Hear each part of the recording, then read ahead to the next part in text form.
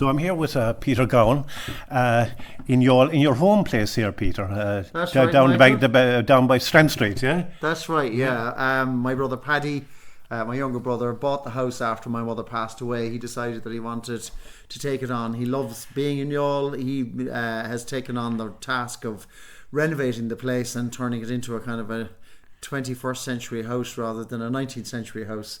Up to the time that my mother died, there was the heating in the house was essentially fires. So he's got solar heating on, and he's got wood burning stoves in the place as well, and it's a much warmer environment. But it's great to be back in the house, and I'm a guest of his while we rehearse the play. We're down in the the Freemasons Hall in the Mall.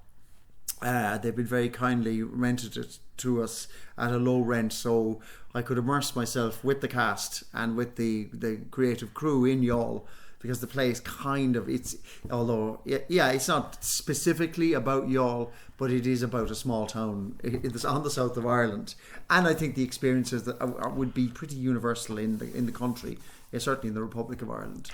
Of course, Peter. I mentioned that you're an actor, a renowned actor, and a playwright, and you've been writing all your life. I've been writing all my life. Yeah. No, the first plays would be absolutely awful, but that's just the nature of writing. A writer is someone. Someone explained to me once that a writer isn't somebody who writes a thing. A writer is someone who is involved in the creative process of writing. So you don't think of. She said you shouldn't think about yourself as I am now writing a play, I have now finished a play, or I have finished a book. You should think about yourself as somebody who sits down and commits to paper these ideas in order to create some sort of narrative that is going to entertain people or influence them or educate them or involve them or connect with them. So I would have always written, and it's only just through my experience as an actor and working with great writers that I've actually learned, and actually I suppose I've become I can produce a play, basically. I can write a play now, but it does take a long time. Your current play is called Declan's Got Talent. Yes. Can you tell me what the play is about? Well, the name Declan is because of the place, that the association of this part of the country with Saint Declan. So he's an East Cork, West Waterford lad. The play kind of looks at the aspirations of somebody from a very kind of low kind of social class. His mother, he was born out of wedlock basically, and that's a taint on him, and so he suffers. He gets bullied for that. The Christian Brothers really don't have much regard for him because of the church's attitude to illegitimacy, and he gets an opportunity to go to a seminary in Dublin. He gets chosen by a Mexican missionary kind of vocation director who comes to the school and connects with him, and suddenly a whole world is opened up to him of one that's where this missionary order is quite a classy. They're kind of like based on the Holy Ghost Fathers. So there would be a lot of very, very kind of well-off people. So he goes from basically being a pilloried and kind of an outcast in this local town into this wonderful school where he's treated very well, where he's meeting lots of kind of intelligent, intellectual people, and it's a very warm environment. Unfortunately, something bad happens to him. So what decade are you talking about? I'm talking about the 1970s, early 1970s. But the play then is about a guy, which I play, age 66, who is this Declan today, wanting to be on Britain's Got Talent. And the play starts off with him meeting the judges, and he's about to do his act, and then he goes into the past basically, and he's there with his other actor, and together they kind of re-examine his past, and they tell the story of his life in the town, then kind of aspiring to be a priest, going to a minor seminary, in a boarding school, a posh boarding school in Dublin, and about how brilliant that is, and then about how it all goes wrong, and then finally he comes back to Britain's Got Talent, and he does a performance which is all about saying to himself and to the world, I'm a survivor, I'm okay with myself, I'm 66 and I know you're all laughing at me, but I don't care, I'm going to do this song for you all. And so it's the song he's going to sing. He's a singer, it is, right? Yeah, I'm not going to give it away because that's supposed to be a little bit of a surprise. So he does sing a song at the end. Okay, so like your other previous play, which was well received, The Chronicles of Ogle, which was Ogle was for Youghal. You are dealing with memory, religion, family, and I would say small that town. A lot of it has got to do with the snobbery of the religious orders against people. They were very snobbish. You know, if you came from the wrong side of the tracks, you were kind of written off. I mean, I saw people in our school, very intelligent young boys who would have been from poor families, possibly, large families where they were sort of neglected, but very bright people. But they were written off. They had no interest in those. The other thing was that there was a cruelty in the violence that was used, and like you were talking about the fact that you breathed a sigh of relief when you left the brothers and went up to the tech. But I lived in that environment from the first day I went over there from the convent. I was subjected to a kind of very painful experience and humiliated in front of people, and that kind of stayed with me. And then we were just brutalized. Then the teachers were some of the teachers were very violent. There was always a threat of violence, and some of them I kind of beaten up by a couple of brothers and a couple of teachers. Just sheer vindictive cruelty, and it was such a terrible thing. But it left me with this sense of anxiety that I've only really just dealt with. I got cancer in 2018, and I got some counselling with a charity. And then when we finished, I continued working with the same guy, and we began to look into why I had certain types of behaviours, why I was anxious all the time. I wouldn't say I suffered from a depression, but I used to get melancholy. And it all went down to the fact that while I was in that school, I was always on edge, and I actually had bad feelings about myself, and worked through him over a 3-year period to a point where I feel okay now. I'm not looking over my shoulder. I'm not trying to be the funny man. I'm not trying to top somebody. I really listen to someone, and I'm mindful. That term is used an awful lot, but it's so I'm actually at the age of 66 free of that anxiety that got into my bones when I was at school. Of course, a term that was used as well for that decade in the 70s. Of course, corporal punishment was legal then, but the term that was used, of course, it was in that school was a culture of violence. Yeah, exactly.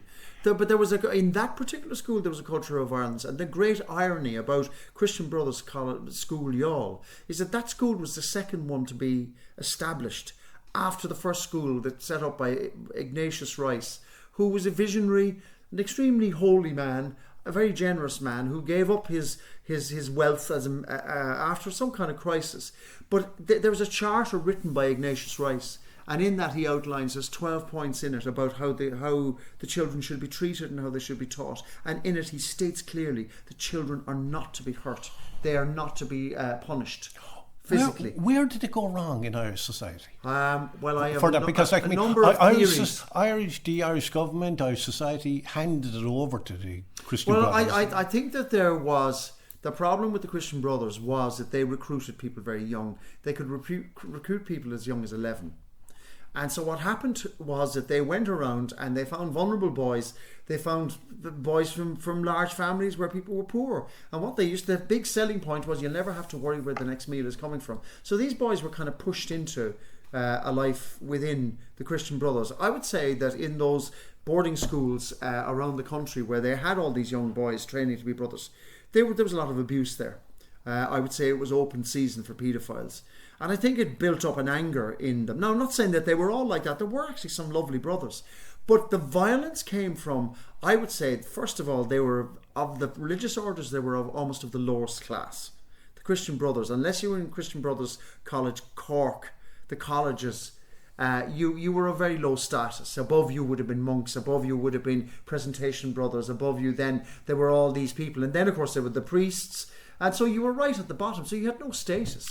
I was told over a time by a guy that went in young to a seminary, and he was described, it just wasn't for him. He did it a couple of years, and then he went off and married and emigrated to London and all that kind of stuff. But he said that when you wake up in the morning, they went down some kind of cold steps in the monastery to a bathroom, and everyone would bring a kind of a stone or a pebble with them to break open, to break the frost and the ice off the soap. So it was cold there as well for them, you know. Is it the fact that we're kind of like in the outcropping of Western Europe rather than the Mediterranean? I'm also trying to. No, I think it's got something to do with being in a uniform.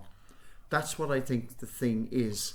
And there's no. I mean, it's really ironic that the SS was based upon the Jesuits, and I think it's got something to do with being in a uniform. But it's also got to do with the soutane that the Christian Brothers had a specially stitched pocket, like a truncheon pocket for their leather. So when they joined the Christian Brothers, there was an understanding that you are going to be using a leather as your tool of mistreatment. But the violence, I think, was just. I think what happened was that somehow the Christian Brothers were denied. I mean, they were especially violent in secondary school, and I think it was what they were there. They were experiencing watching boys having this sort of they becoming sexualized, and it was something that they were denied. And I think this infuriated a lot of people. But also the class sizes were too big. It was easy to beat people up, and also the whole thing was okay. It was okay to hit people, to punch them.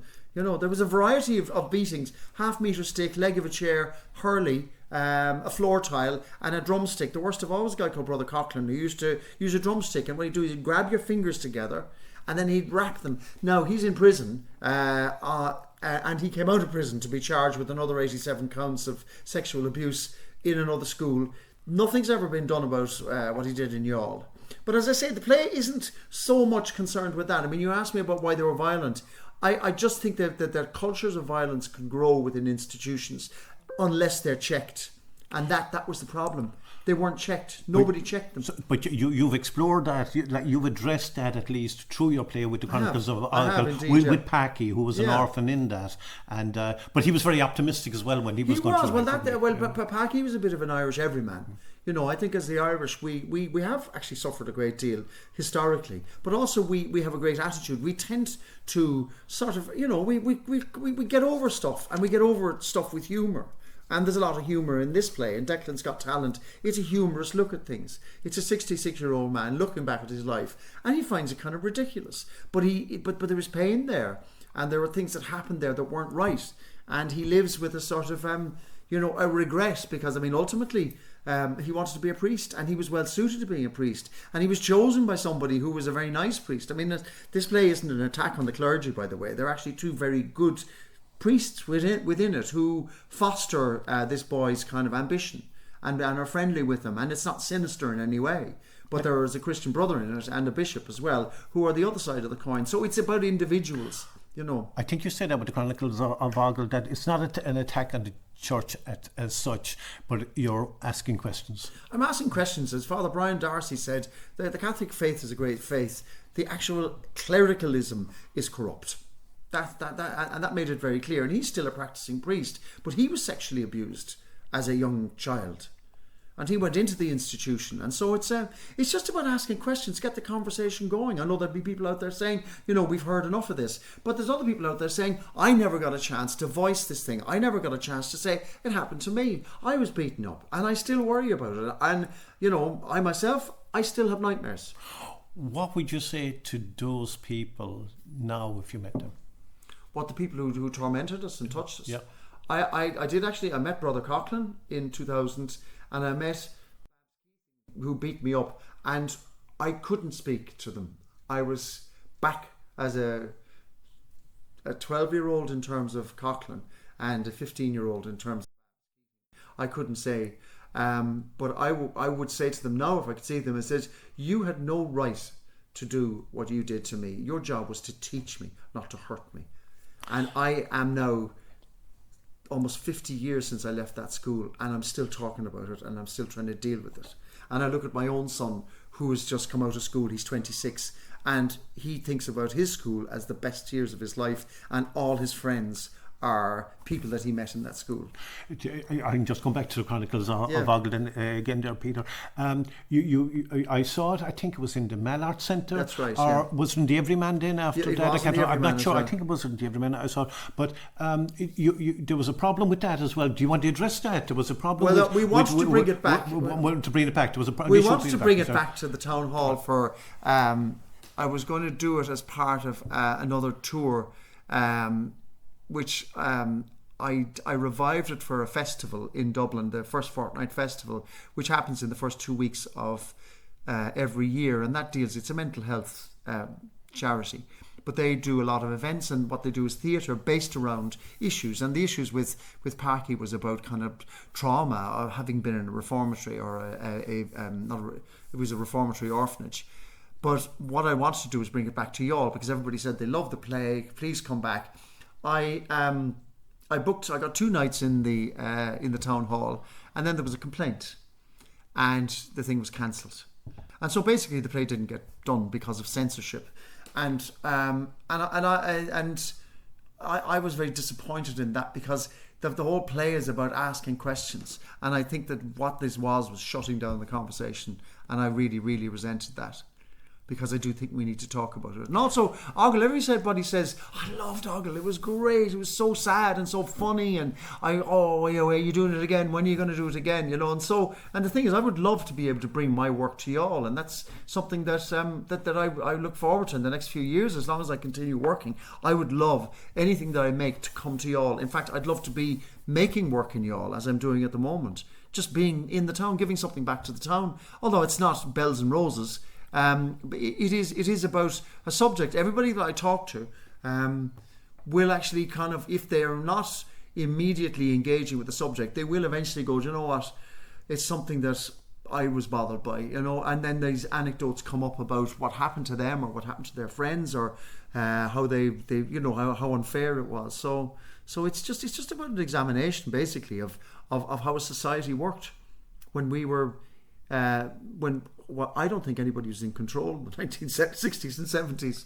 You know, our parents weren't really in control because they weren't allowed to challenge the church. The church wasn't really in control because people seemed to be able to do what they could with impunity.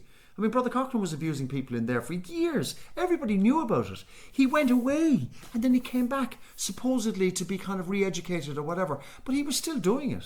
A lot of people were moved on. And with the church's knowledge, of course, yeah. You know. Yeah. So, Peter, you touched on very sensitive subjects there, yeah. And of course, and I'm delighted where you said you're at 66 now, that you're free for. Yeah, totally. Yeah. Well, I can concentrate on things without being. Some people would say I've got ADHD. It doesn't matter. The point about it is that I would have a dread. There was a certain dread that I would experience when I was unemployed as an actor. I find that very tough, and it was because it was lack of control, and and I think that when you are an anxious person, your way of coping is controlling things, and so as long as you're controlling things, everything's okay. But the underlying anxiety was that of just being kind of not feeling safe as a child, and addressing that and understanding that that's what that was about. It kind of liberates you. So, Peter. People will remember you, of course, being on not just on stage, but you were on TV as well. I remember you acting. You were a sidekick, I think, in a detective series and a British TV drama. Yeah, it was at the Paradise Club. Yeah, the Paradise Club, with Leslie Grantham. With Dirty Den, Leslie Grantham. Yeah. How did that go? You were going around as the tough guy there. Yeah, we were. Yeah, I got that a complete chance, really. What happened was that they'd made a pilot, and very often when they're doing a series, they'll make one episode and see how it goes. Anyway, they made a pilot that went very well. The guy playing the minder of this not Dirty Den, his name was Danny, but it was Leslie Grantham. He went into a theatre job because he didn't think the thing was going to go on. So they auditioned, and I went in, and I was working on a building site at the time. And they had him down as an English character, but I went in and I was chatting away. I was excited to be there. I'd only just gone over to London, and I got the part. And I spent 2 years doing it, 6 months each year, just driving around in flashy suits, playing the TV tough guy, having a great time. And it was kind of tongue in cheek, the series. It was of its time, but I just had a great time, and it was great practice to. To learn how to in front of a camera. I hadn't that much experience. Of course, TV. The money in TV was a bit better. The money in TV in those days was about 4 times what you'd get in a theatre every week. So if you got 1 week's work in a television series, that was enough to keep you going for a month. If you had 6 months, then you had your entire salary for the year plus loads left over. I bought a flat actually with my girlfriend then at the time out of it. It was that much money. And then I did Coronation Street, and then I came back and I started coming back to Ireland, but I toed and froed. I spent a lot of time working at the National Theatre in London. Worked for the RSC. I worked for on the West End. I worked at the West End with the RSC actually, and then I was on Broadway as well. So I had a great career over there. But I found myself coming back, and now I'm working more and more in Ireland. Well, back here now, Peter. Your play is on the Mallard Centre. Mallard Centre on the 8 o'clock on the 31st of October, next Thursday. This day next week. And you're touring as well, not just here, but in West Waterford. Yeah, and we've got a few dates up the country. We're going up to Manor Hamilton, and we're going to Longford, and then we're going down to Skibbereen. That's in about 3 weeks' time. Skibbereen and Fermoy are in the last week, and Listowel. And then next week we are going to Youghal, and then we start in Macroom, we go to Youghal, and then we come back and we're doing Ardmore, Ballyduff and Kill, and then we are going, where the hell are we going after that? So that's the second week, and then the third week then is Fermoy, Skibbereen and Listowel. And people can pay at the door? They can pay at the door, yeah, in the town hall. They can also get tickets on Living Youghal. That's the Living Youghal website? Yeah. And Peter, does a couple of developments in Youghal in the past while. There's a Youghal Film Photography Museum I know, with I've a heard lot of about volunteers, that. and it's been a success since opening up in early summer. And there's Youghal Creative Writers groups. There's a lot of groups like that hadn't been there in the our time growing up. Oh, yeah. Would you ever go to the film museum and give a talk? I would. Yeah, I would. I wouldn't have had that much of an illustrious career. I've done a few movies, but certainly I wouldn't mind if I was around. Certainly, we're off tomorrow. I'm off down to Macroom, so I'll be around. But certainly I wouldn't mind at some stage in the future if we could organise that. I'd be happy. Down the line, would you ever consider doing your plays or bringing them out in book format? Right? Well, the Chronicles of Youghal has been published, and I'm hoping to publish Declan's Got Talent as well. But that's a question of going to Bloomsbury Press in London and giving it to the editorial board, and they decide whether it's good enough to publish or not. And so I'll be looking to do that after this run, because we have got another run in Dublin as part of the First Fortnight Festival. So. Briefly, Peter, we never mentioned your colleague, the other actor working with you. His name Jack Healy. Jack Healy is a Cork accent. But it's got to be a different dynamic with Jack Healy on stage with you, rather than the solo performance. Yeah, I'm trying to the solo performances are very often there, partly because of how the things are written, but also because it's cheap to make that kind of theatre once you start increasing the number of people. And I would love to. My next play that I'd like to do has 4 people in it, but everything kind of grows exponentially. So, but also this play works better as it's kind of like the inner voice. It's like his inner voice. So it's about examination of the voice in our head as well. And to get back to where we are, memories of your dad, Dr. well-known Dr. Gowen, and your mum's name? Yeah, it was Margaret Gowen. She was a doctor. She was a doctor as well. Yeah. And your dad was a doctor, I think, up in St. Raphael's. He was. For many years. He retired from his practice at age 70, but he didn't want to stop being a doctor. He loved being a doctor, and so he got the job up in St. Raphael's, and his job actually was a public service job, and public service retirement is at 65, but they let him get on with it because he was doing such a good job, and he did that until the day he had his stroke. He was 82. Oddly enough, he was in the surgery in the house. Somebody came in for lunch, and they had an ingrown toenail, and he fell over, and when he got up, he lost his balance, and he wasn't speaking, and he'd had a stroke, poor man. Spent 3 years then recovering, and then just had another massive stroke and died in 2005. My mum survived him by another 15 years. She died in 2020 at 94. I mean, there was nothing left. She was happy to go. She said, I've had my life, I've had the crack. You're all doing grand. I'm off now. So, well, I'm sure in 2024 they'd be very proud of your successful work here today. I think my parents' primary thing was that first we were fulfilled, and the second thing that we were happy. They didn't really care. Like, success to them was, have you got a nice partner, and are you happy? And are you fulfilled in what you're doing? And I'm certainly fulfilled. I've never really made very much money, but I have a wonderful wife, Anna, and 2 great kids, Lisa and Jack, and 2 great grandkids, Izzy and Teddy. And, you know, I couldn't ask for better. You know, and still to be working at 66 and still to be making new theatre with great people. It doesn't get any better.